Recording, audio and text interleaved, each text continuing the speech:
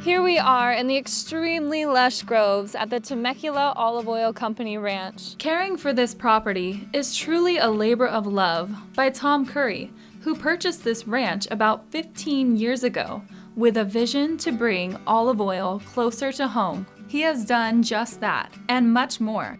In 2018, the Temecula Olive Oil Company earned a Temecula Xenia Award in hospitality for promoting travel, tourism, and the growth of Temecula. What we're doing is we're resurrecting an old ag business here in Southern California.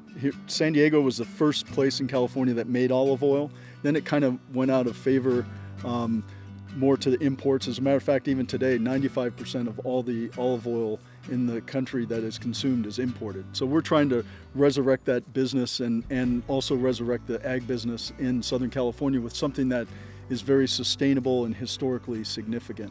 And we've seen, since we've been in business in 2001, the amount of olive trees that have been planted and the businesses that have started is just almost quadrupled.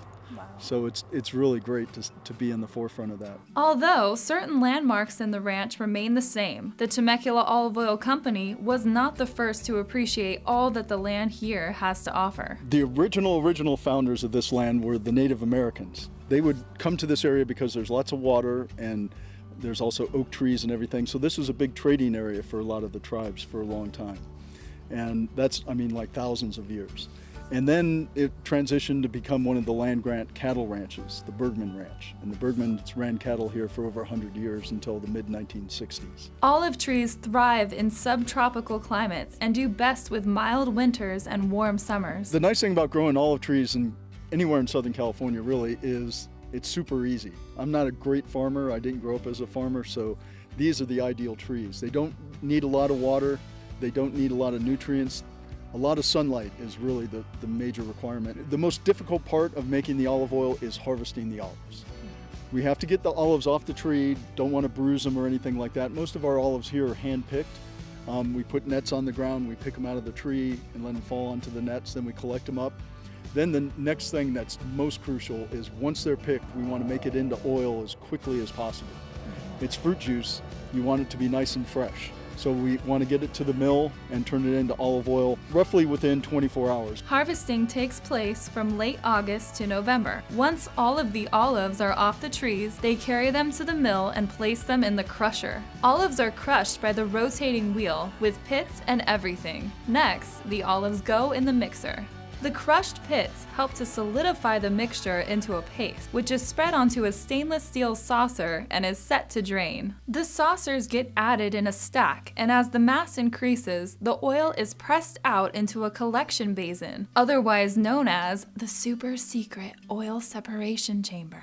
Once the process is complete, the product is ready for the storefront, which also has an interesting historical connection. It turns out that when they drive the cattle into Temecula, there was a railhead there, they bring the cattle into Temecula. The cowboys like to have a shot of whiskey or a beer or something afterwards, and their saloon of choice is where our tasting room is in Old Town Temecula. This is the Temecula Olive Oil Company storefront, the first one of 5 stores in Southern California. From the crazy idea my wife got of having a tasting bar in Old Town, we've now grown to about 5 stores in Southern California, with the 6th opening up in Los Angeles pretty soon.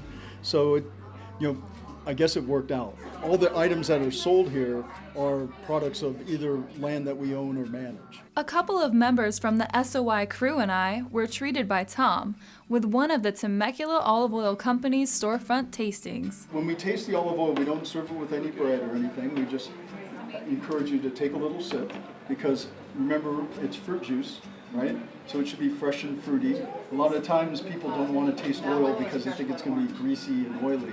But if it's fresh olive oil, it shouldn't be that way. From harvesting to crushing to mixing to bottling, we learned that olive oil is not just good for cooking, but also great for health, skin, and hair. That must be why it's sometimes referred to as liquid gold. The process of making the olive oil is completely sustainable and completely water restorative. Not to mention, it takes just as much heart as it does skill to make.